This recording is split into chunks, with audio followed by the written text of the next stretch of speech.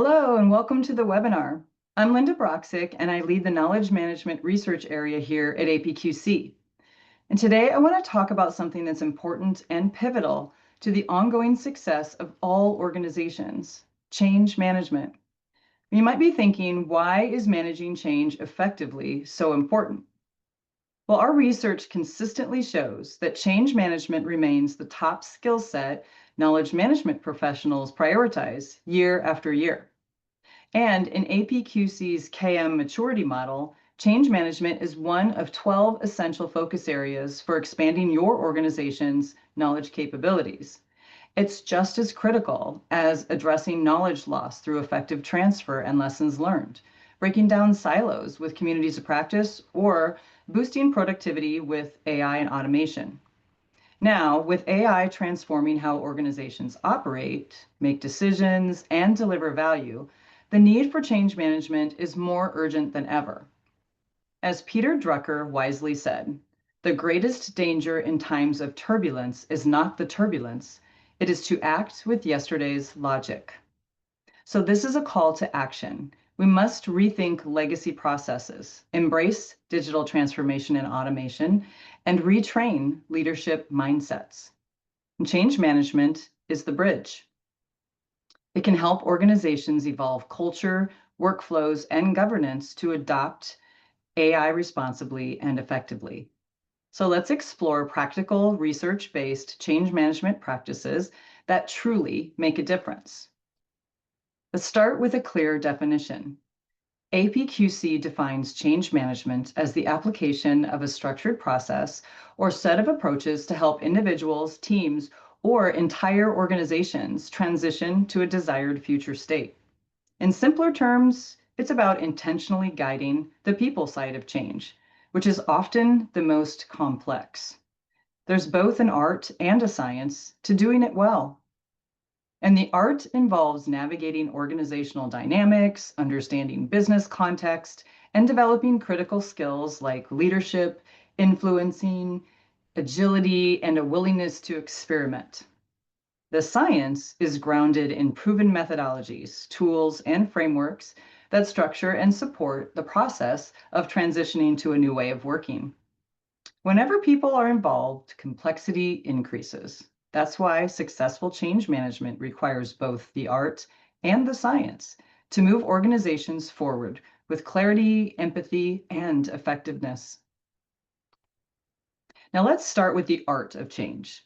And that means talking about culture and people. Culture plays a powerful role in how employees react to what's changing.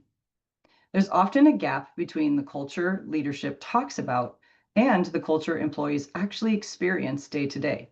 And when those don't align, change efforts can stall. As Bill Markline puts it, culture is how employees' hearts and stomachs feel about Monday morning on Sunday night. And based on our research, here are some common missteps organizations take when it comes to culture. Failing to align. You have to align your culture with your existing strategy and objectives. Setting it and forgetting it, assuming culture will evolve just on its own. Tuning out the masses, ignoring those employees' voices. It's important that they're heard. Tolerating resistance instead of learning to address it head on. Misjudging the difficulty, underestimating how hard change and transition for employees can be. Lacking focus, trying to change everything at once. To lead change effectively, take time to understand your organization's real culture, how people collaborate, the mindsets they hold, and the behaviors that shape your environment. Once you understand your current culture, it's important to define your desired culture. When people say to me they want to change their company's culture, I always ask, to what? So start with the why. What's the burning platform for the change? And assess your current state culture using tools like a SWOT analysis, where you look at strengths, weaknesses, opportunities, and outside threats, or use maturity models. Define your desired future state.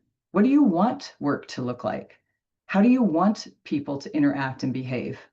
Build a detailed long-term plan with key resources and roles. And integrate change activities into strategic planning and existing course scorecards. Collect feedback from employees and customers. Develop and execute an intentional change management strategy and plan. And remember, you need to clearly define and manage the change that you want to see in the future. So as I mentioned before, change is complex because it involves humans and mostly because it happens one individual at a time. This adapted version of the Noster model illustrates a powerful truth. If even one key element is missing, whether it's leadership support, a clear vision, the right skills, incentives, resources, or a solid plan, change efforts can quickly unravel into confusion, resistance, frustration, or even false starts. Can you think of a time when you saw frustration or confusion in your colleagues or witnessed a false start? Maybe even more than once for the same effort? Most of us have experienced at least one of these gaps. The takeaway from this model is simple but critical. Successful change requires all of these components working together.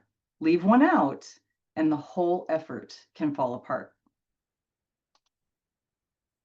Now, change is a journey of transitioning for everyone, and always starts with something ending, which can feel like loss to most people. It's normal for individuals to experience a range of emotions when faced with a new way of working. Everything from shock, denial, frustration, depression, and even identity crisis. And because change happens one individual at a time, the eventual shift to the willingness to at least experiment with a new way of working, accepting it, and finally integrating it as the new normal can be very different. Your role in helping to lead change is to help people move through the dip of this curve as quickly and smoothly as possible. The longer people stay in the dip, the more morale and productivity suffer. So how can you do this? Well, by recognizing and acknowledging the emotions, those blue bolded words that you see, such as shock, denial, and frustration, and learning to respond appropriately, those black bolded words you see, such as learning to listen to understand, create alignment, and communicating what's meaningful. Once individuals begin to work through their own transition and move to fully accepting the change, it's important to continue validating their shift with simple thank yous or positive performance-related feedback, or, if you're able, even more tangible rewards. Now, we've talked about the art behind managing the people side of change, so it's time to talk about the science. The techniques, the methodologies, processes, and tools, the things that drive us to be intentional and bring the change to life and make it stick. Based on APQC's research, successful change requires more than just communications and training. It demands a comprehensive, intentional approach that includes all the key components you see here. The challenge? Well, we often plan for communications and training, but we forget the rest, assuming they'll just fall into place. That's where change efforts tend to break down. And in today's environment, managing change effectively is more critical than ever. Organizations are facing an accelerating pace of change, and with it, a growing sense of change fatigue. Too many initiatives, too fast, with too little support. So how can we counter this? Well, APQC found several leading practices that help drive new behaviors and support employees through transition. First, define how you will manage change within your organization and ensure that it aligns with your culture. This means establishing a clear approach to change management that reflects how your organization truly operates. It should be embedded into your values, decision-making processes, and leadership style. Build trust through two-way communication. Leaders and managers should engage in dialogue, not just push information out. Listening builds credibility and helps surface resistance early on. Role modeling and coaching are two of the most powerful tools managers have to reinforce desired behaviors. When leaders walk the talk, change becomes more believable. Training is still essential, but it's evolving. We're seeing a shift toward self-paced, on-the-job learning, micro-learning, virtual formats. These things meet employees really where they are. Rewards and recognition, they have to be done, but they must be personalized.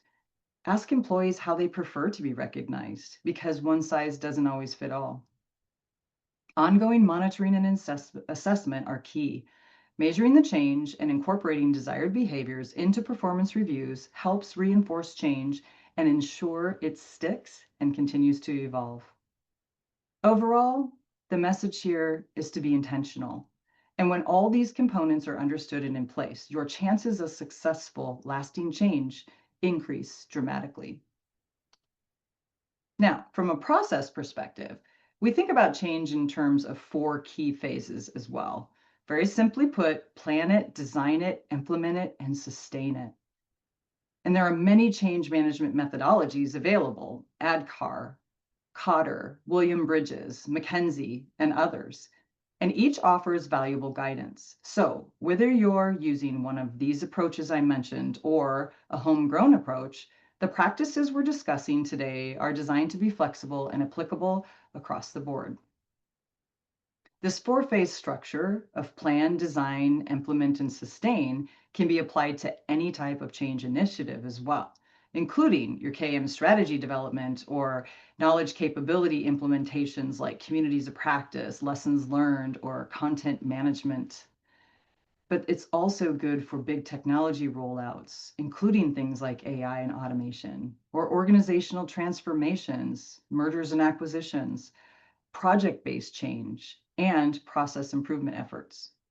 The key is to be intentional and consistent across all 4 phases, aligning your approach for change with your organization's culture, goals, and capacity for change.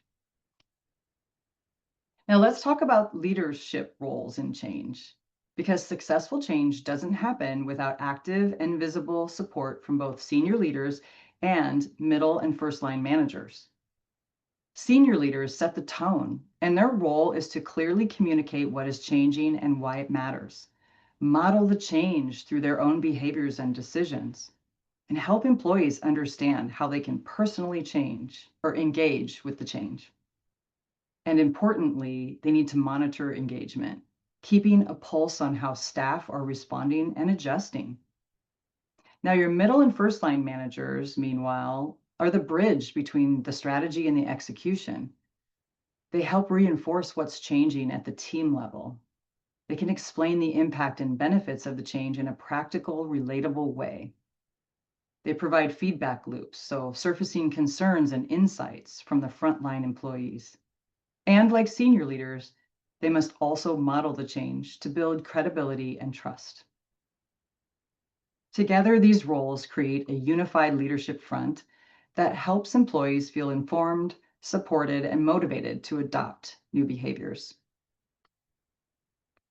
Now let's talk about measuring success, because if we don't define what success looks like, how will we know if we've achieved it? Start by agreeing up front on what success means for your change initiative. This creates alignment and sets expectations early on. Then take a phased approach to measurement. Don't wait until the end. Measure progress along the way to identify what's working and where adjustments are needed. Use a mix of technical, behavioral, and value-focused measures. It's not just about KPIs and metrics.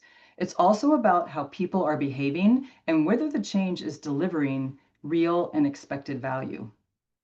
Be mindful of how measures drive behavior. What you choose to measure will influence how people act. So make sure your metrics reinforce the right outcomes. And don't underestimate the power of qualitative measures and storytelling.